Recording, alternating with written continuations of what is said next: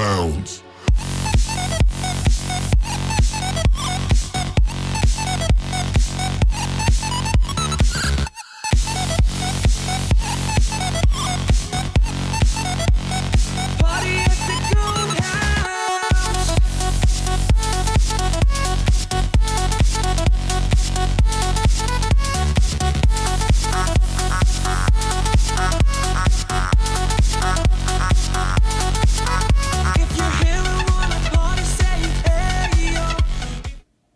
Hola, mi nombre es Fernando Bruna Lizárraga, soy estudiante de la Universidad Andina Néstor Cáceres Velázquez, Facultad de Ingeniería y Ciencias Puras, la Escuela Profesional de Ingeniería Mecánica Eléctrica. El curso que llevo es Termodinámica 2 y el tema que les traigo a exponer hoy día es de disoluciones. Empecemos.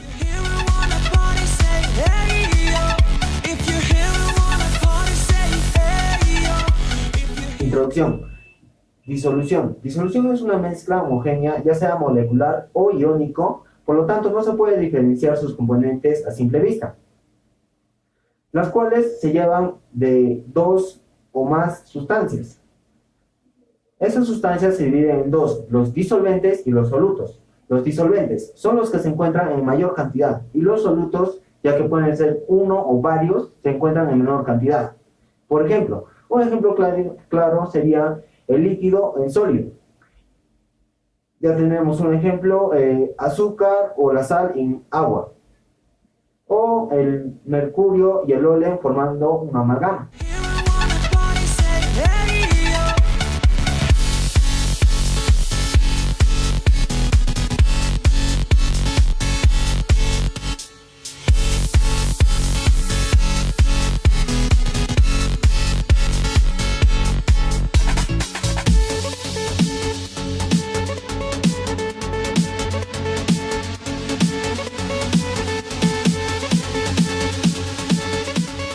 Existen tres tipos de formas: sólido, líquido y gas.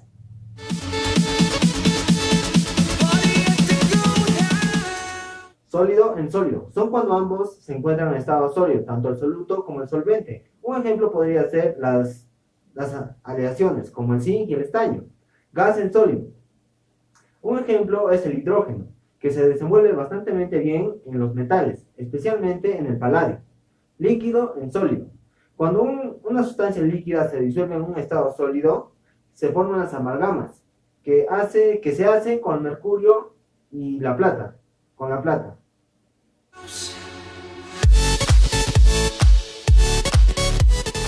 Líquido. Sólido en líquido. Este tipo de soluciones son las más utilizadas, puesto que se disuelven pequeñas cantidades sólidas en grandes cantidades líquidas. Cabe recalcar, como ya lo hemos dado en el ejemplo anterior, el azúcar o la sal en el agua. Gas en líquido, por ejemplo, el oxígeno en agua o el dióxido de azufre en agua. Líquido en líquido. Esta es otra de las disoluciones más utilizadas. Por ejemplo, las diferentes mezclas de alcohol en agua. Cabe recalcar que cambia su densidad. Para volverlos a separar, se utiliza la destilación.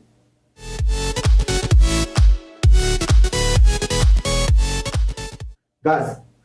Gas en gas. Son las disoluciones gaseosas más comunes. Un ejemplo sería el aire compuesto por oxígeno y otros gases disueltos en nitrógeno. Sólido en gas. No son comunes, pero como ejemplo podríamos citar al yodo sublimado disuelto en nitrógeno y al plomo atmosférico disuelto en el aire. Líquido en gas. Por ejemplo, el aire húmedo. Bueno, tenemos algunas aplicaciones que se les da a la disolución. Una de ellas es la ley de Dalton, o de las presiones parciales de los gases. La presión total P de una mezcla gaseosa es igual a la suma de presiones de sus componentes. Es decir, la fórmula es presión parcial es igual a la presión total por el porcentaje del volumen. ¿Y la presión total qué es? La presión total es la suma de todas las presiones. Bueno, en base a esto podemos pasar a resolver algunos ejercicios.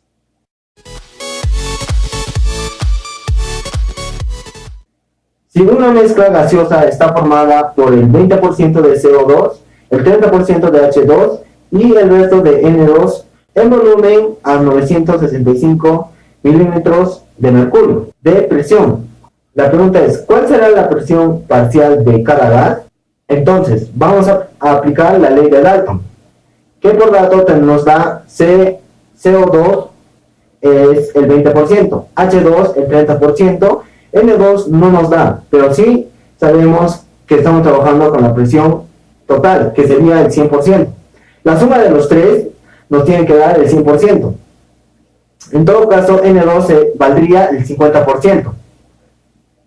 Sabemos que el 100% es igual a 965 milímetros de mercurio, que nos dan en el dato. Bueno, solamente aplicamos la fórmula, que es presión parcial es igual a la presión total por el porcentaje de volumen que nos da. Aplicamos presión parcial de CO2 es igual a 965 milímetros de mercurio por el 20% que nos da. Presión parcial de CO2 es igual a 965 milímetros de mercurio por el 20% que nos da. Sabemos que el 20% también se puede representar por 20 entre 100, que nos daría a 0.2. Hacemos la multiplicación y nos sale a 193 milímetros de mercurio. El siguiente, presión parcial de H2 es igual a 965 milímetros de mercurio por el 30%, sabiendo también que el 30% se puede representar por 30 entre 100, que nos daría 0.3.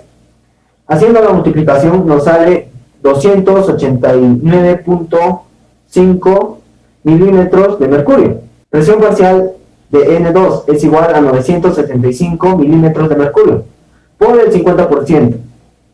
Haciendo la multiplicación nos da 482.5 milímetros de mercurio. Sumado a los tres nos tienen que dar la presión total, que sería 965 milímetros de mercurio. Haciendo la suma y comprobando.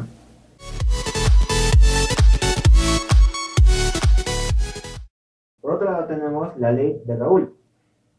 Las soluciones que establece la ley de Raoult se denominan soluciones ideales, en donde se establece que la relación entre la presión de vapor de cada componente en una solución ideal es dependiente de la presión de vapor de cada componente ideal y la fracción molar de cada componente en la solución.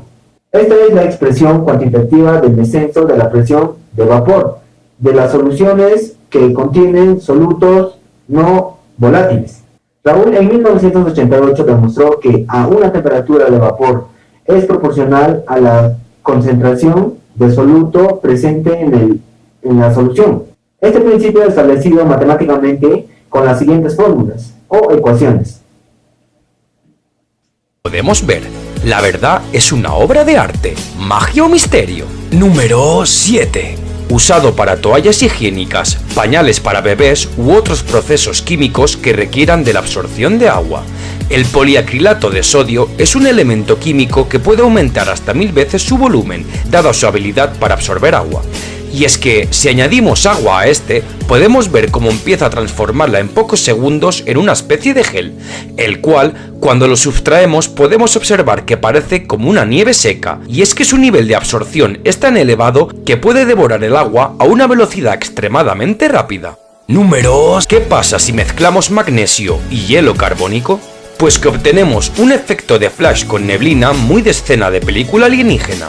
Y es que el magnesio es un elemento que al aplicarle fuego sobre dióxido de carbono y nitrógeno, este se enciende muy fácilmente y su combustión brilla mucho, por lo que este efecto flash con neblina ocurre ya que el hielo carbónico tiene dióxido de carbono y nitrógeno, entonces al unirlo con el magnesio crea tal efecto.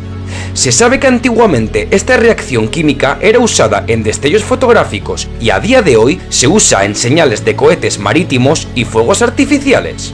El clorato potásico es una sal formada por clorato y potasio. En su forma pura son como cristales blancos y se emplea como oxidante en explosivos, pirotecnia y demás. Y es que cuando este se calienta hasta el punto de fusión, cualquier cosa que se le añada o tenga contacto alguno con el clorato potásico, este estallará o desintegrará a dicho objeto, como pasa con este osito de caramelo. Como antes dije, se emplean explosivos y pirotecnia, pero concretamente